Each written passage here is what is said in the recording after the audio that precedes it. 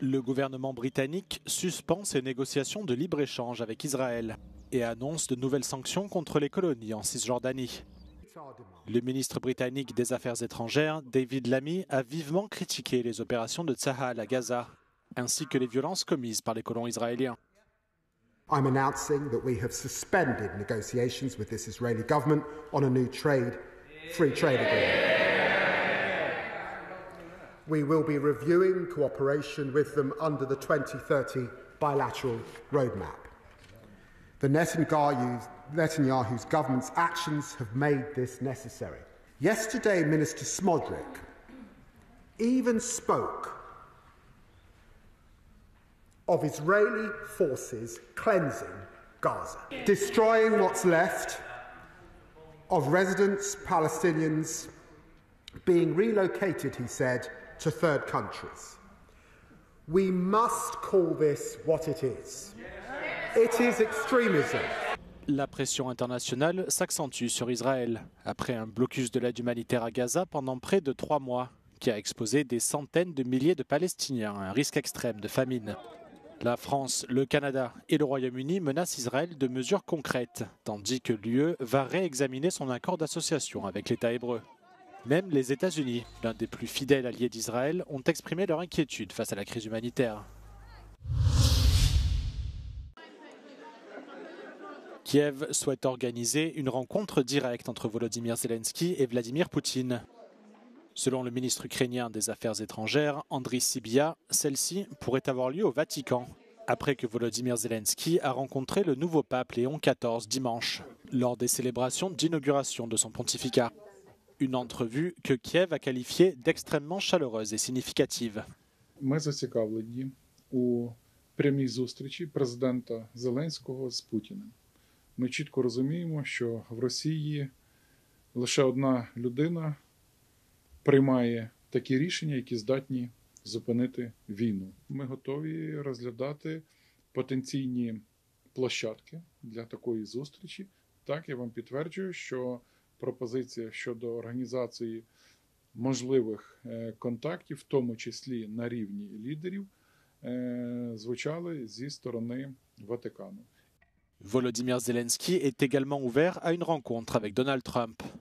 Le président américain a lui aussi salué l'invitation du Vatican à organiser des pourparlers, après avoir assuré que ceux-ci commenceraient immédiatement suite à son appel avec Poutine lundi. Les habitants de Kiev ne sont guère optimistes quant à l'avancée des négociations de paix avec la Russie. Moscou s'oppose toujours à un cessez-le-feu inconditionnel et le président ukrainien Volodymyr Zelensky accuse le Kremlin de vouloir gagner du temps pour s'emparer de plus de territoires. Quant à l'appel lundi entre Donald Trump et Vladimir Poutine, il n'a été suivi d'aucune annonce concrète. Et les frappes russes se sont poursuivies lundi et mardi dans plusieurs régions ukrainiennes, dont Donetsk, Kharkiv et Kherson. Зараз це неможливо, коли вже в них не буде ресурсів, коли не буде в них армії. Тобто вони зараз готові воювати ще літом. Це вже ближче до осені можливо, а зараз ні. Він буде затягувати час і все. Я думаю, що він просто тягне час. Хоче більше землі хапати. От і все. Він же сам сказав, що йому нужна іменно територія. От і все. А там він же ж нічого не оставляє. Вижжена земля. Розбомблено все. Не вірю, поки такі, як зараз йдуть переговори, вже повинен був би Трамп за стільки місяців вже при владі, давно зустрітись з Путіном, а він тільки по телефону розмовляє. Après son appel avec son homologue russe, Donald Trump a annoncé que Moscou et Kiev allaient immédiatement entamer des négociations en vue d'un cessez-le-feu, sans toutefois donner le moindre détail quant à la date ou le lieu d'une éventuelle rencontre. Volodymyr Zelensky a quant à lui demandé au président américain de ne prendre aucune décision sur l'Ukraine sans l'accord de Kiev. Et il a appelé les États-Unis à imposer de nouvelles sanctions à la Russie.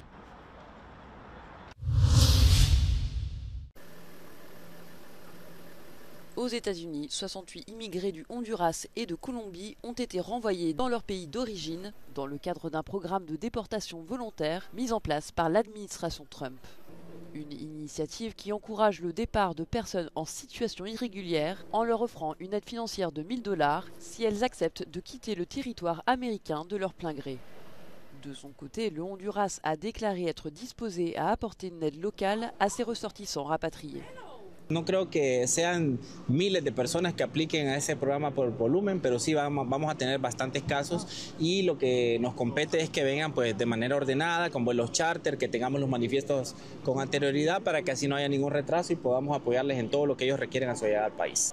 Depuis son retour au pouvoir, Donald Trump multiplie les initiatives pour lutter contre l'immigration irrégulière.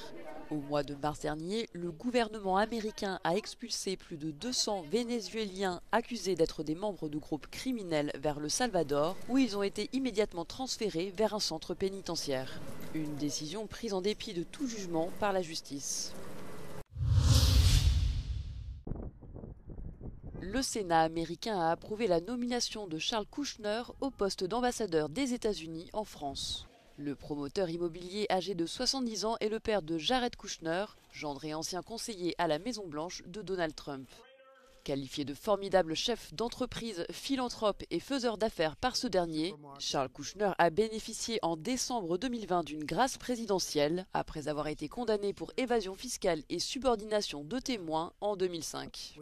Lors de son audition au Sénat, il s'est engagé à encourager les investissements français dans le secteur américain de la défense et à œuvrer en faveur d'un rapprochement stratégique entre Paris et Washington.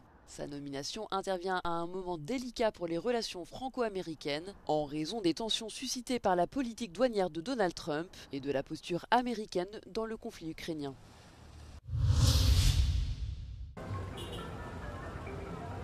Le Cambodge a célébré mardi les 50 ans du règne de terreur des Khmers rouges. Cet épisode dans l'histoire du pays a duré 4 ans, d'avril 1975 à janvier 1979, et a causé la mort d'environ 2 millions de Cambodgiens. À l'occasion de cette journée annuelle du souvenir, environ 2000 personnes ont assisté à une cérémonie en l'honneur des victimes du génocide sur le site de l'un des champs d'extermination tristement célèbres, à une quinzaine de kilomètres au sud de la capitale, Phnom Penh. Des dizaines d'étudiants comédiens d'une école d'art ont reconstitué les brutalités commises par les Khmers rouges, responsables d'avoir massacré un quart de la population cambodgienne à travers la torture, le viol, la famine et des exécutions massives. Les Khmers rouges se sont emparés de Phnom Penh le 17 avril 1975 et ont immédiatement emmené la quasi-totalité des habitants de la ville à la campagne, où ils ont été contraints de travailler dans des conditions difficiles. En 1979, le régime a été chassé du pouvoir par une invasion du Vietnam voisin, forçant son dirigeant Pol Pot à entrer dans la clandestinité jusqu'à sa mort en 1998.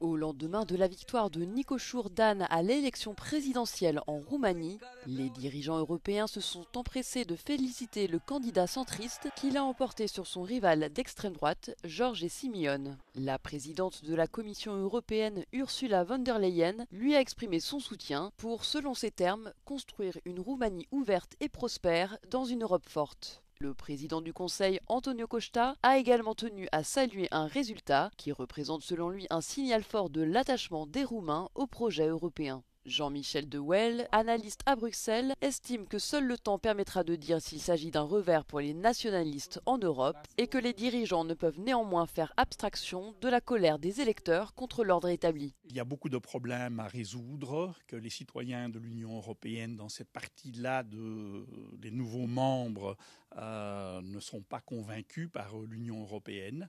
Parce qu'ils en voient tout de même, quand même, Simeon, c'est 46% des citoyens roumains qui ont voté pour lui. Donc l'Union européenne peut se réjouir, mais ne doit pas oublier et ne doit pas dire on a compris le message, on va changer la communication. En Pologne, le candidat de droite pro-européen Rafał Trzaskowski est arrivé en tête du premier tour de l'élection présidentielle, devançant le conservateur Karol Nawrocki.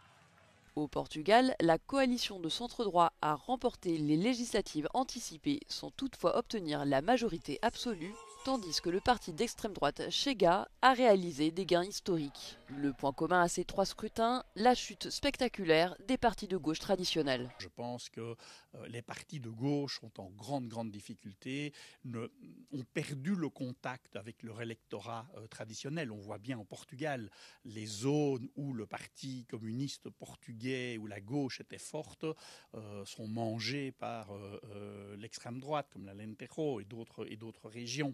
Donc ils ont perdu le contact avec le public populaire. Ils n'ont pas grand-chose à proposer comme discours, comme rêve, comme projet de société. Et ils sont dans une très grande difficulté. Pour le professeur, l'érosion des partis traditionnels de gauche comme de droite au profit de récits populistes ou extrémistes représente une menace sérieuse pour le projet européen. Éviter de reproduire les erreurs de la pandémie de Covid-19 en cas de nouvelle crise sanitaire mondiale. C'est l'objectif d'un traité historique qui a été adopté mardi par les États membres de l'Organisation mondiale de la santé, après 3 années de négociations. Cet accord obligera les pays à prendre des mesures pour se préparer et réagir plus efficacement aux futures pandémies, afin de faciliter la mise en circulation de produits médicaux urgents tels que les vaccins. Mais certains aspects du traité font encore débat parmi les États membres de l'OMS. Et le texte n'entrera pas en vigueur tant qu'ils ne se seront pas entendus sur l'ensemble de ces dispositions. Parmi les points sensibles, la création d'un nouveau système d'accès aux agents pathogènes et de partage des données avec les laboratoires médicaux en échange d'un accès aux vaccins et aux médicaments.